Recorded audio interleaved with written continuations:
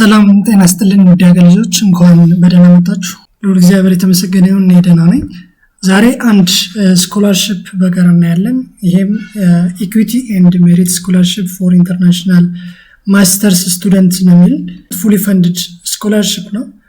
በተለያዩ ኮርሶች በኬሚካል ኢንጂነሪንግ፣ በሲቪል ኤንድ መካኒካል ኢንጂነሪንግ፣ በኮምፒውተር ሳይንስ ዴቨሎፕመንት፣ ኤዱኬሽን፣ ኤሌክትሪካል ኤንድ ኤሌክትሮኒክ ኢንጂነሪንግ፣ ኤንቫይሮንመንት፣ humanitarian and conflict response, human resource management, law, medical and health science, material and textile እንዲሁም በኦንላይን ፕሮግራም በአካልም በኦንላይን ፕሮግራም ስላለ እነዚህን እንዴት መሙላት እንደምትችሉና የሚያስፈልጉትን ክራይቴሪያዎች እንወያያለን። ከዛ በፊት ያለው ቀን ይሄ ቪዲዮ ዴድላይኑ ዛሬ ኦገስት 20 ነው እየሰራሁላችሁ ያለው 10 ቀን ነው ያለው። ሶ ለሌሎች እንዲደርስ ሼር፣ ላይክ፣ ኮሜንት ያደርጋችሁ ጀምሩት። አሁን ቀጥታ ወደ ቪዲዮ እንሄዳለን።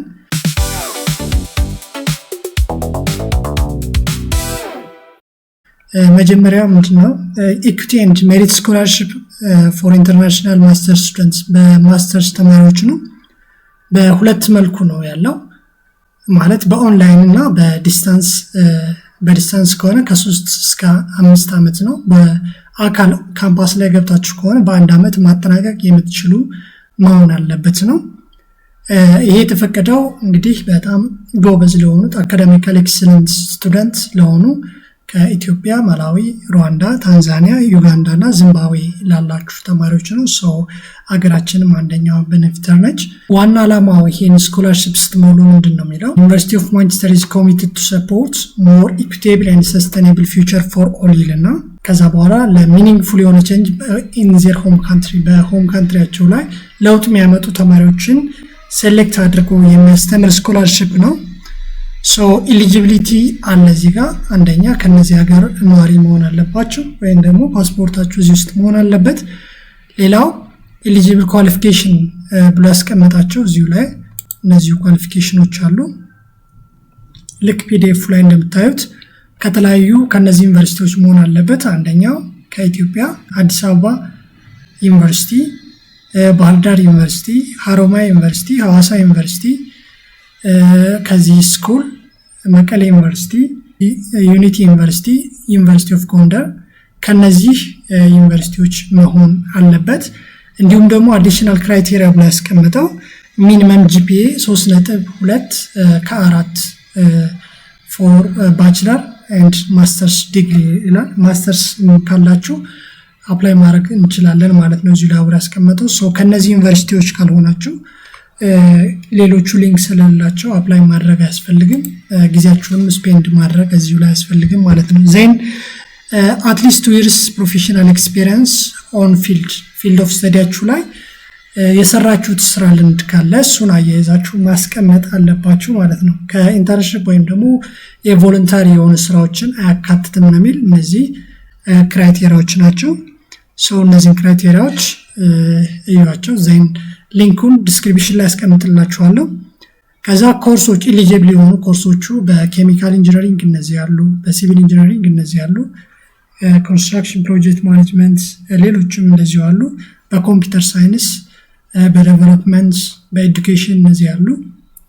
ሶ እነዚህን ፊልዶች በደንብ እዩዋቸው በምትፈልጉት ፊልድ ሴሌክት ማድረግ ስለምትችሉ ማለት ነው።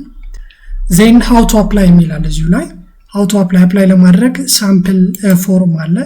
ይሄን ሳምፕል ፎርም ማየት ያስፈልጋችኋል ምን እንደሚጠይቅ። የመጀመሪያው ሪኳየርመንቱ ነው። ከነዚህ ሀገራት ነዋሪ መሆን አለባችሁ። ከ2025 በፊት 2 አመት የስራ ልምድ ስለምጠይቅ የሰርቲፊኬት ቤስ ወይም የማስተርስ መኖር አለበት ነው የሚለው።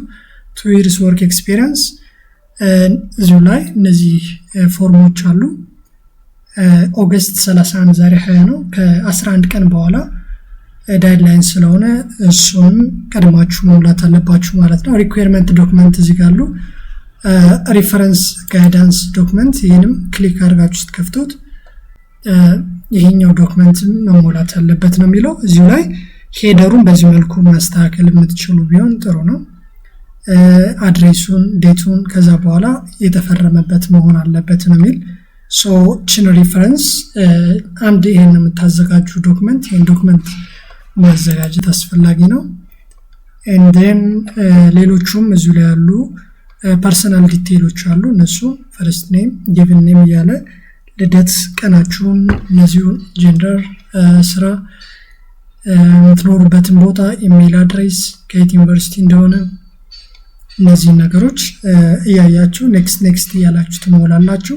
የመጀመሪያ ዲግሪያችሁን በስንት ዓመት ነው የጨረሳችሁ? ኢንጂነሪንግ 5 ዓመት ነው። ሶ የተመረቃችሁበት ቀን ጂፒኤያችሁ ስንት እንደሆነ ኮሙሌቲቭ ጂፒኤ እዚሁ ላይ ያስቀምጣችሁ ትሄዳላችሁ ማለት ነው።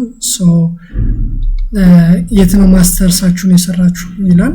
ማስተር ከሰራችሁ ትሞላላችሁ፣ ካልሰራችሁ አልፋችሁ ትሄዳላችሁ ማለት ነው። እሱንም እዚሁ ላይ ሴሌክት ታደርጋላችሁ። እንዲሁም የማስተርሳችሁን ጂፒኤ ይጠይቃል፣ እሱንም ትሞላላችሁ። ሌሎች ኳሊፊኬሽን ካላችሁ ከ11 ዓመታችሁ ጀምሮ ነው የሚለው፣ እነሱን ትሞላላችሁ።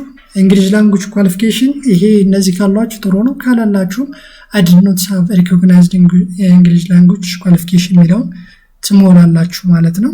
ካላችሁ ግን ያመጣችሁትን ውጤት ማስቀመጥ ያስፈልጋል። ከዛ ወርክ ኤክስፒሪየንስ የሰራችሁበትን ከ2 ዓመት ውስጥ የሰራችሁት ካለ እሱንም ታስቀምጣላችሁ ማለት ነው።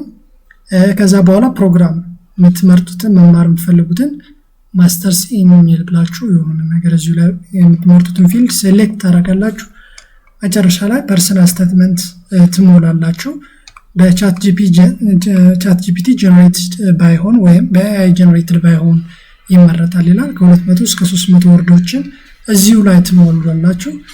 መጨረሻ ላይ ልክ እንደዚሁ ተመሳሳይ ጥያቄዎች ጠይቅናችኋል። እሱንም ያያችሁ ትሞላላችሁ። ከዛ ዶክመንት ሳይንድ ሪፈረንስ ያስፈልጋል። ኮፒ ኦፍ ዲግሪ ሰርቲፊኬት፣ ዲግሪ ትራንስክሪፕት የእንግሊዝኛ ካላችሁ እሱ ማስቀመጥ አለባችሁ ነው የሚለው። ከዛ ሳይንድ ሪፈረንስ መጨረሻ ላይ ዲክላሬሽን ኮንፈርም ትሉታላችሁ።